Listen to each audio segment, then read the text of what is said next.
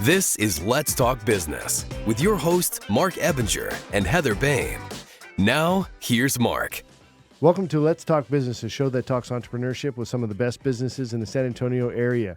Coming up on the show today, we're going to talk with one of my favorite people, Kirby Kaden, the managing partner of Kaden Solutions that specializes in sales training and marketing for small to medium-sized businesses. Kirby, welcome to the show. So good to see you again, Marc. Thank you so much for having me. Oh, man, I'm excited that you're here. I mean, we hadn't seen each other in quite a while until I ran into you at a coffee shop, and I just love that we're reconnected and that you're going to be on the show. I'm super proud of you. I know this is not necessarily about you, but to see your evolution and trajectory from a great cop into an outstanding business person has been really a delight to watch. And I'm a connoisseur of greatness, and you're certainly in that in those ranks. I qualify, right? Or at least I'm trying to qualify, right? I've been pulled over quite a bit, never by you, but I always thought it'd be great to be pulled over by you when you were a cop. So that would have been funny. Yeah. I would have loved that. I don't know if I would have been any more successful of getting out of a ticket with you than I would anyone else. But I would have never wrote you a ticket, Kirby. You'd have been fine.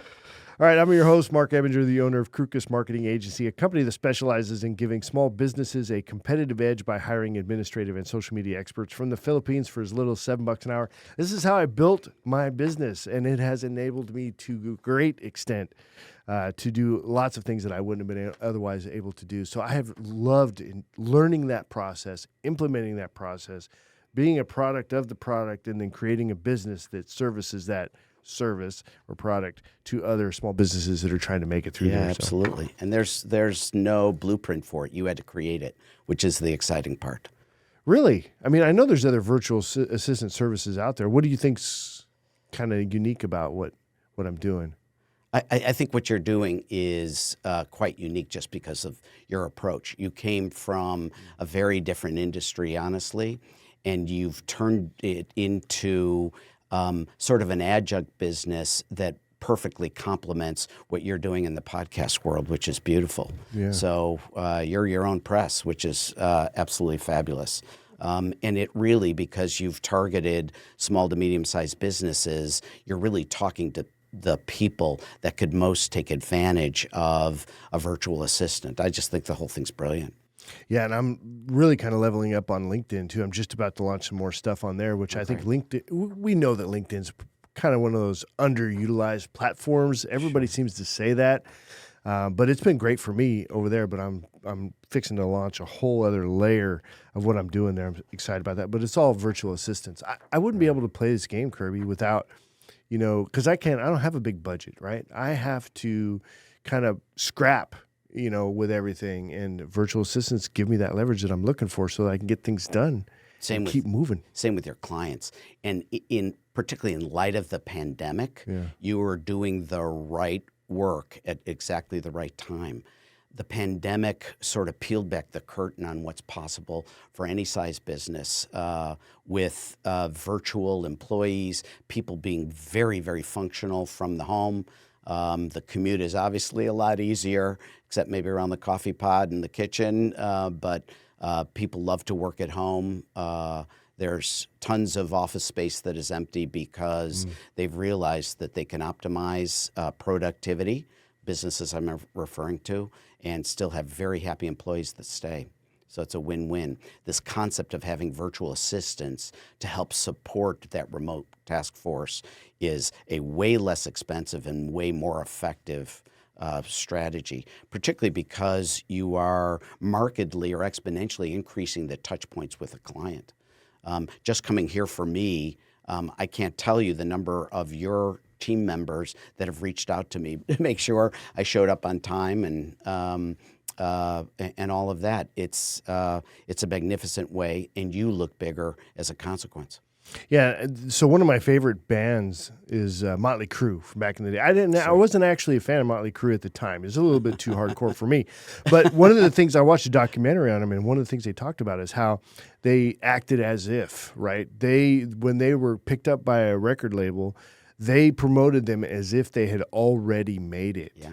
And it was all like fakery, right? I mean, I think that's the term that was used, but it was this here, this is who we are, but it wasn't who they were at the time, but they were very capable of that, obviously. I mean, they've been around for, 4 decades now or something like that? But Crazy. isn't that also true of every small business individual, every entrepreneur? You do have to fake it before you make it, and you have to build the trappings so that you look much bigger than you are. Virtual assistants is a magnificent way to achieve that. Yeah, and podcasting too. So, because this is a great platform. I love the studio. That's great. All right, Kirby. So you're in sales consulting, and you've been in consulting and business coaching for a very long time. Tell me a little bit about your background. Yeah, sure. After graduate school, I went into the advertising business and worked for the ad agency for Coca-Cola. We introduced Mellow Yellow and Diet Coke. That was really, really fun projects. If you remember, there was only pink tab cans, and now all of a sudden we were introducing a diet beverage specifically for adults and more specifically for men. It tasted better, but there was a stigma attached to it. But that was a really great adventure. Fast forward, Diet Coke is one of the highest consumed diet beverages, which is absolutely fantastic. And after I was doing the ad agency work, I moved to the media side. I went first from a sales position, then later into sales management. I became known as sort of a turnaround guy in media, where they'd give me these underperforming media properties, and I would turn them around in a very short period of time for CBS, Clear Channel, Univision, etc. And then in 2011, I decided that I wanted to take this concept of inspired change or re-engineering of a business to small and medium-sized business. So I left the media world and opened Kaden Solutions with the objective of taking these fantastic people who are these entrepreneurs that love what they do, but they don't know how to scale and build their business. And the other thing, which I think is very important, you talked in the context of Motley Crue about mindset and all that, what I find very, very prevalent is that the mindset of a business person is challenged by their own imposter syndrome. And what do I mean by that? Do I deserve to be happy? Do I deserve to have a great business? Do I deserve to be able to scale? Do I deserve to compete with the leaders in a vertical? Those sort of things. So that's what my practice is now, and it's sort of morphed as I've had all these experiences in 50 different plus industries. Businesses are really very, very similar, even though the industries couldn't be more different. Well, that would be a question that I actually had for you is, how can you work in so many different industries? You know what I mean? But because it comes down to the core principles at play here, right? Yeah, 100%. But every business is built on the same foundation. That is lead generation. Here's the big one. Lead conversion, then it's customer retention and customer care and being a partner in the success of that business. And then it's the P&L. What can we do with the P&L? What can we do creatively? What can we buy smarter, et cetera? So those 4 ingredients are the foundation of every single business. And here's the joy for me is that I get introduced to these businesses I may not have much of an acquaintance with, but the business owner is the expert. So when we work together, as you can imagine, Marc, as a consultant, I don't make decisions. I make recommendations, but the business owner who has the perspective and who has that legacy in the industry and knows what works and doesn't is able to take these recommendations and honestly say, Kirby, that was one of the worst ideas I've ever heard, or wow, that could just work. And when they explore the possibilities, that's where it gets really, really exciting. So. What are you most rewarded by when you're working with a client? It's very interesting. And it's a little bit bizarre, but it's a great question.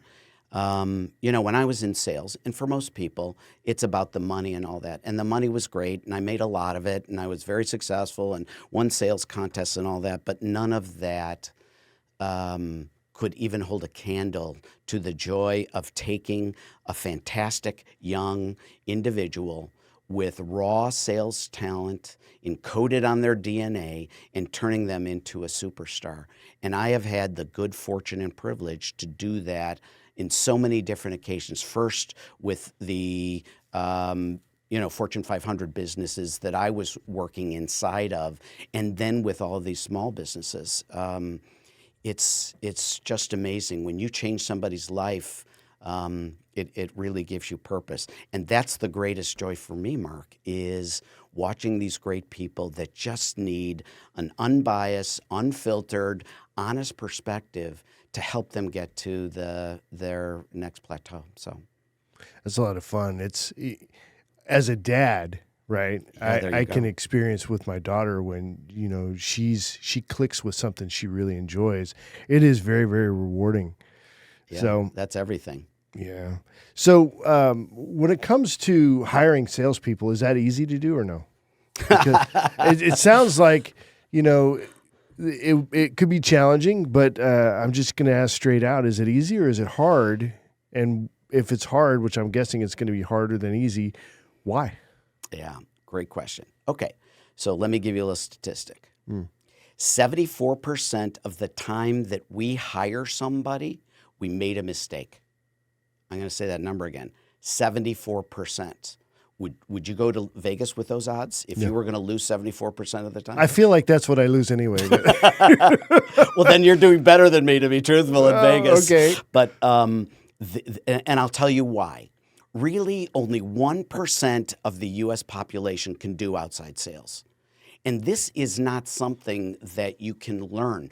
Sales is not a learned talent. I'm going to call it a talent because the way you look, how high you can jump, how fast you can run, these are things that are inherent to your DNA. And sales is exactly the same thing. You cannot teach somebody to have courage, to have money motivation, to be driven beyond what is typically required, to set goals and kill themselves to exceed them, and to be highly competitive and want to make sure that they're the number one salesperson.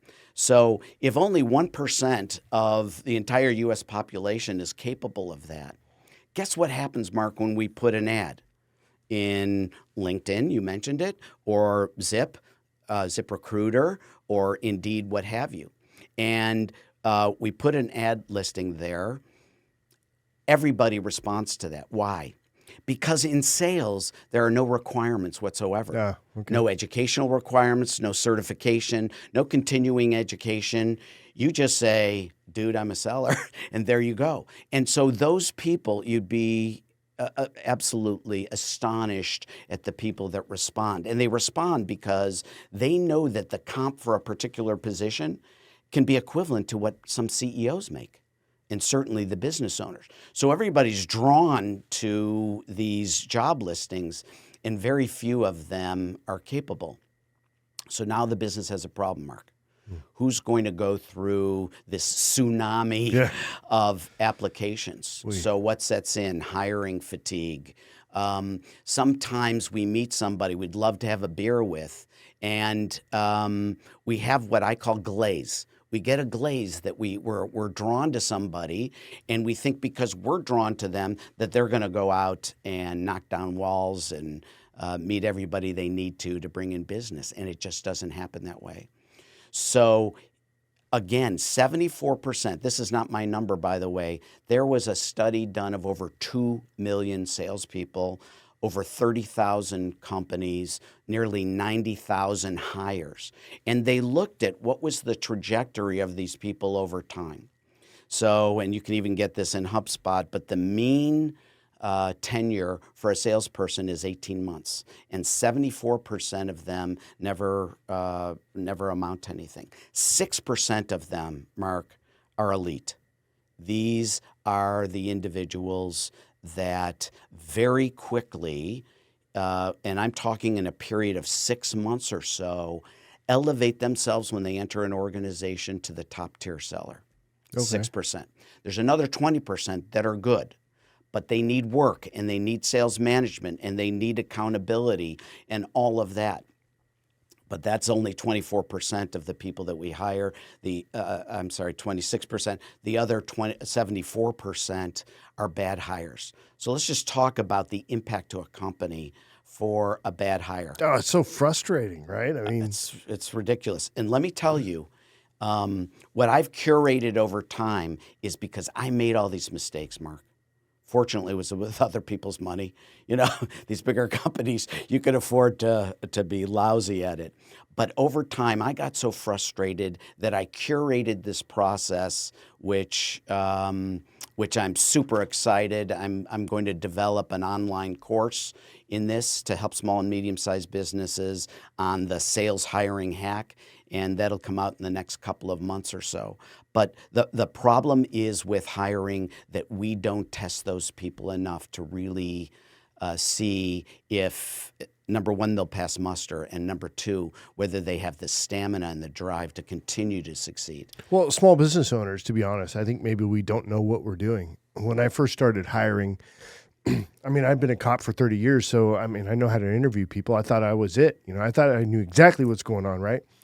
It's not necessarily the case. So I think that one of the hurdles here is that business owners, we don't know what we don't know, and maybe we don't know where to get help in that space. Yeah. And what's the value of that help? Because at the end of the day, we're looking at the bottom line. So if for a small to medium-sized business owner who's like, well, what value are you going to bring to come in and hire salespeople for me? Yeah. How would you answer that? Yeah. Well, let's talk about the pain of a bad hire. Yeah. Okay. And I'm imagining that a salesperson with benefits costs about $100,000 or not. When I compute the lack of new leads that somebody brings in, when I compute unconverted leads into the business, which we should really talk about because it's astounding how bad that is. When I talk about the training, the hiring process, all the hours that go into really providing somebody everything they need to be successful, and then they let you down. And then you consider, if you've got a bad salesperson, that is a spokesperson for your brand. Mm-hmm. So you're losing goodwill, and here's the one that hurts the most. When you don't have revenue coming in, now all of a sudden, as a business owner, you're making other decisions. Now people start losing their jobs.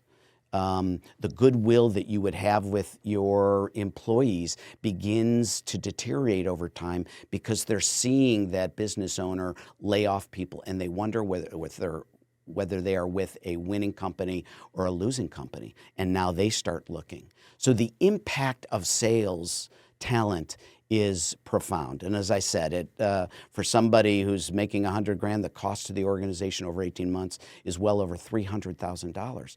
And you got to ask yourself, how many times do you want to travel down that road? Right. As opposed to taking the time, the energy that is required to making an outstanding hire.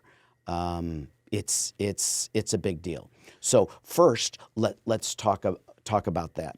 Second, let's talk about from a business owner standpoint, there is not a single problem in a business that cannot be resolved by more revenue, right?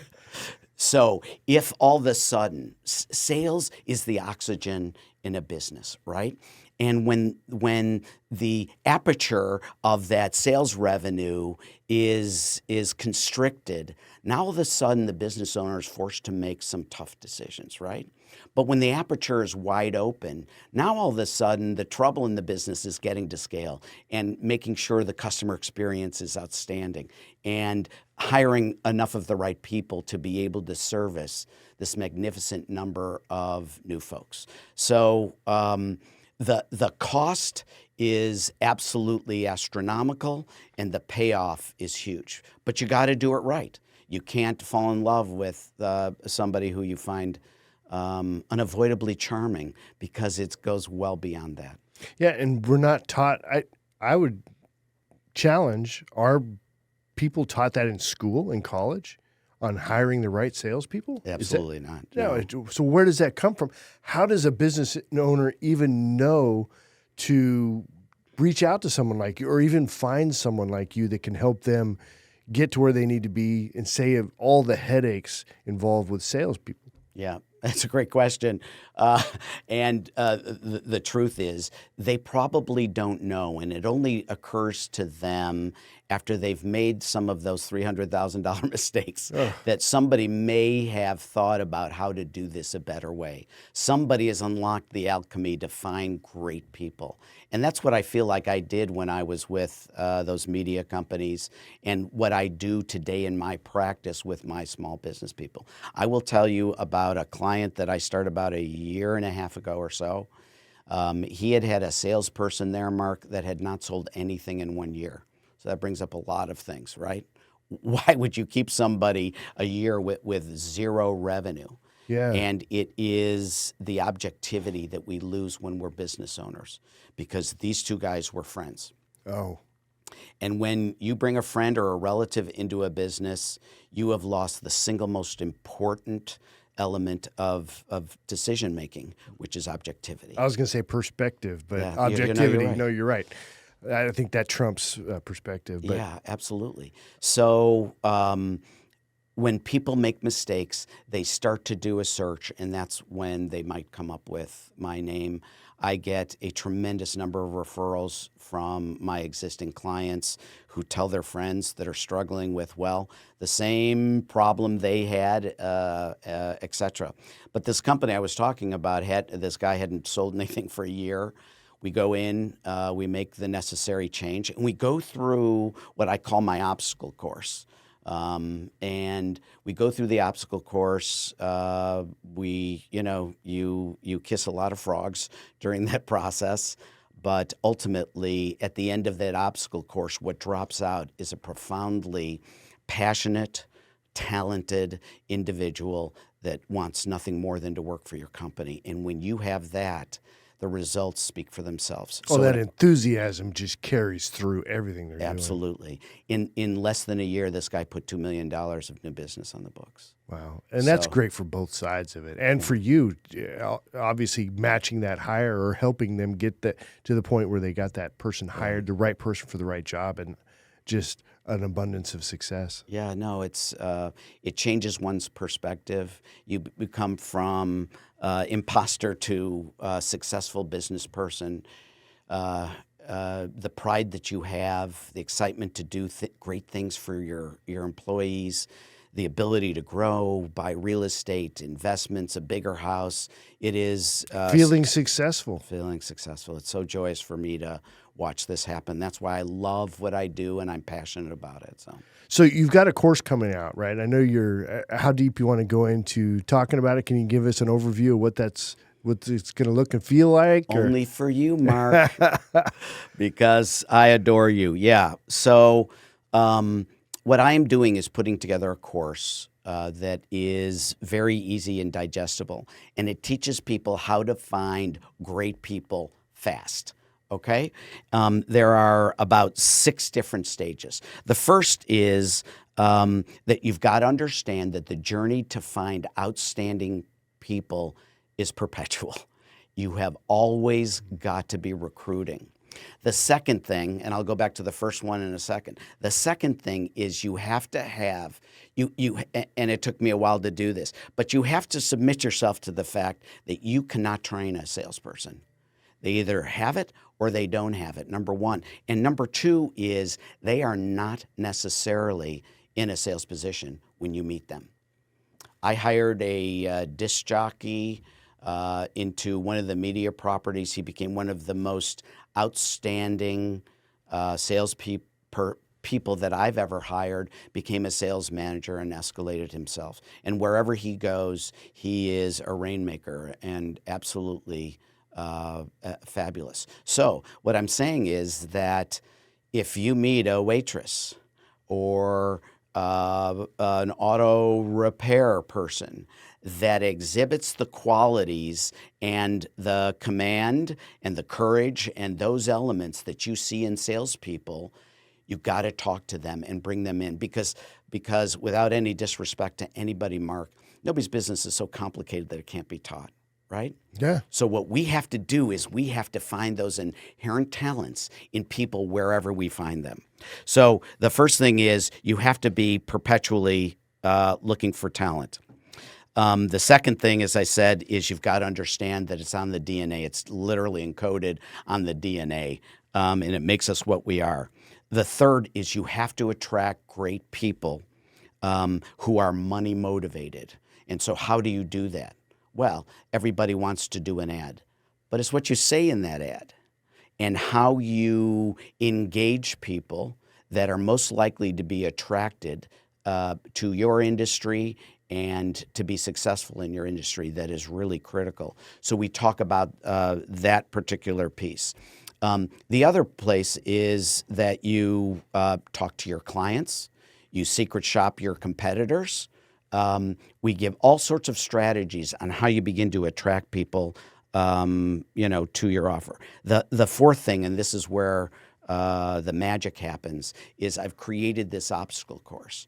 This obstacle course does not make it easy, Marc, for somebody to get through there. And it's not complicated. We're not asking them to cure cancer. We're asking them to follow up without asking them. So when you see a salesperson, you say, please follow up on this lead. You're virtually doing the very thing they should be doing anyway. So during the sales process, we are having these people prove that they are the right people because of their follow-up in the process.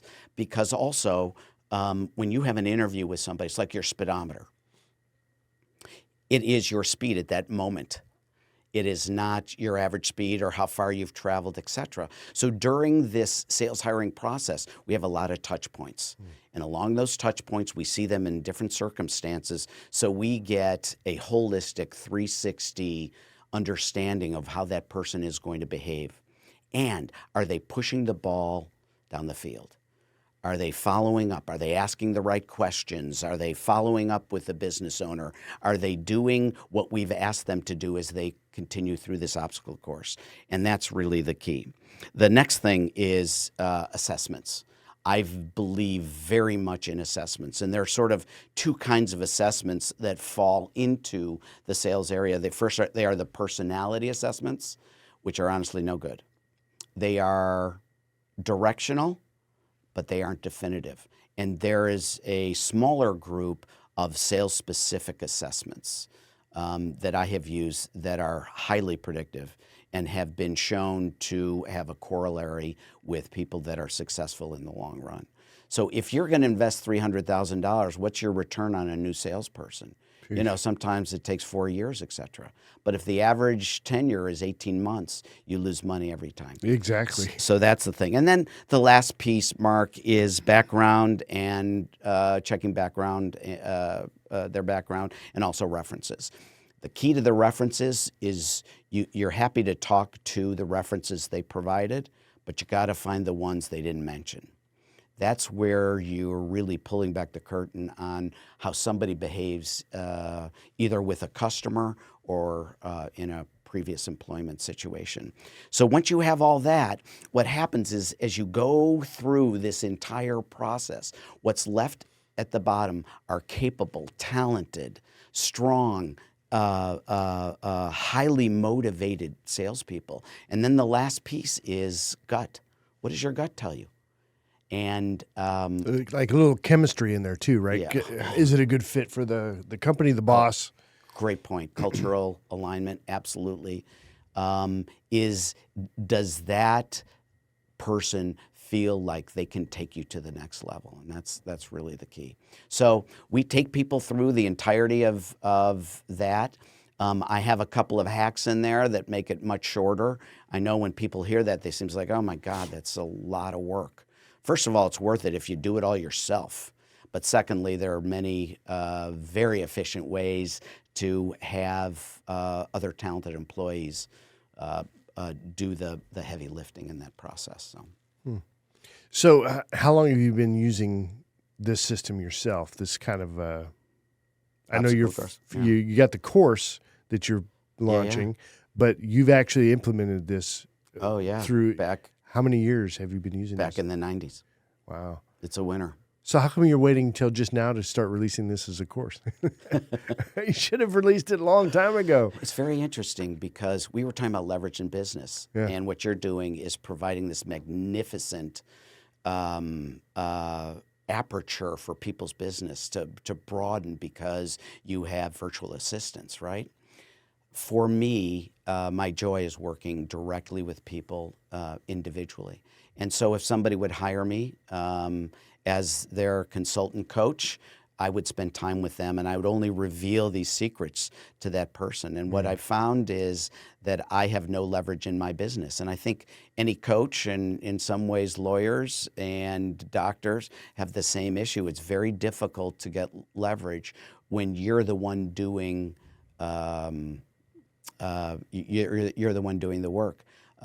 What I've discovered is, the butcher's kids are the last ones to get, I'm sorry, not the butcher, but the shoemaker's kids are the last one to get shoes. And it just occurred to me that I need to provide this to people in any walk of life, in any country, to have access to the tricks that I've learned and have been very successful to hire really outstanding people. So, what's the course going to look like? Is it going to be a series of videos? Is it going to explain that a little bit? Yeah, sure.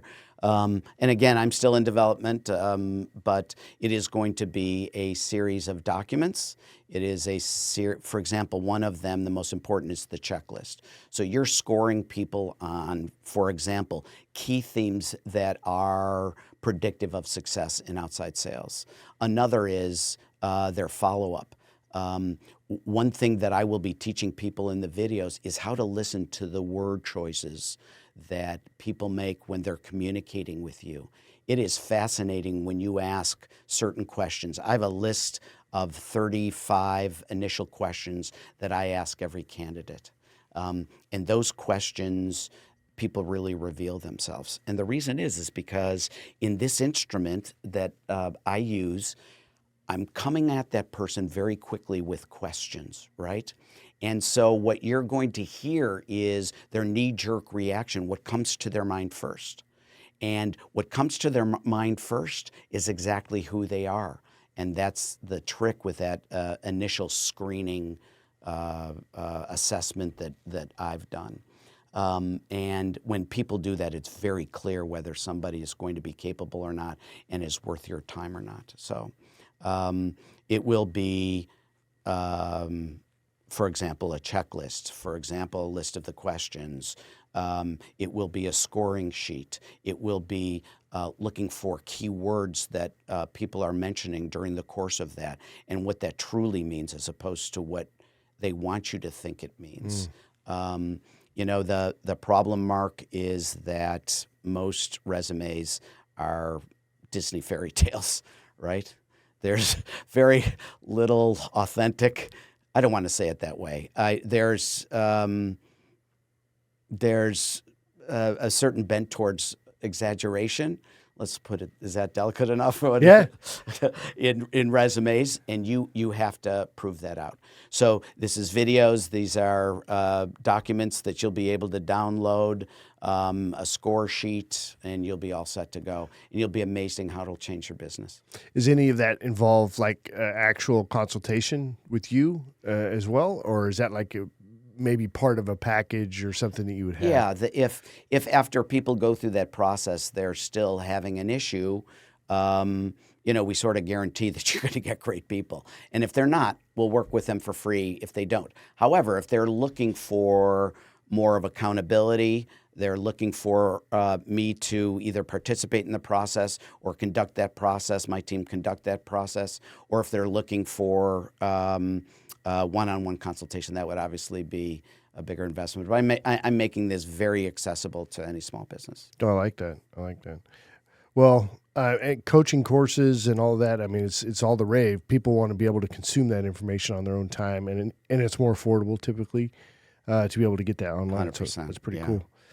So there's a question here that I've got. I said, what would you say is the number 2 most serious problem you see with the businesses you have worked with? And I know you've worked with a lot of businesses, right? Right. And I'm curious why that the number 2 most serious problem. What would be the number 1? Is like they don't have great salespeople. Yeah, right. So number 2, then, I mean, what's right next to that? This is a great question. This one will surprise you. Yeah, it's mindset. Oh, that doesn't surprise me at all. I'm all about mindset. Yeah. So I would say about 60% of my work is on extrinsic things, such as the market, such as hiring salespeople, sales management, making sure after doing research with customers that our service or product well aligns with their needs, etc. But about 40% of what I do is really the mindset. And this is what I was referring to earlier, this sort of imposter syndrome that many business people have. They don't, until I have the opportunity to talk to them, do not think that they are capable of certain things that they need to be doing in order to build their business. And sometimes they need some external courage. Sometimes they need practice. And so I will work with them on their mindset. But it is unbelievable how impactful a mindset is, Mark. And some of this comes from their upbringing. Some of this comes from their work experience. Some of their mindset comes from the last phone call they just got, right? And so this is deeply more complicated than pricing a new product, right, that I'll help people with. This is very, very complicated. I'll give you one small example. There was a client I have, and I don't want to reveal the industry because I don't want to let people guess. But this particular person was personally making, about $60,000 or so in their business. And we started working together, and before you knew it, this individual was making $150, getting close to $200. And then this individual sabotaged their business. And they didn't do it knowingly. They started to make some decisions that they probably could have predicted were going to submarine their business. And so when they decided they were going to, go it on their own, and they came back to me after a while and said, I don't know what happened. We were doing so great, and I felt like I knew how to do this. And then, we went our separate ways, and then the business just sort of began to decay. I don't know what happened. And we got into it. And Mark, this individual's grandmother, I believe it was, had told this individual that if they make over $100,000, that they're the devil. Oh, jeez. What a beautiful thing to say to somebody. Well, I think it was well intended, and this no. Here's what I mean: is what the grandmother I think was trying to say is there is more to life than money, and absolutely, she's right about that.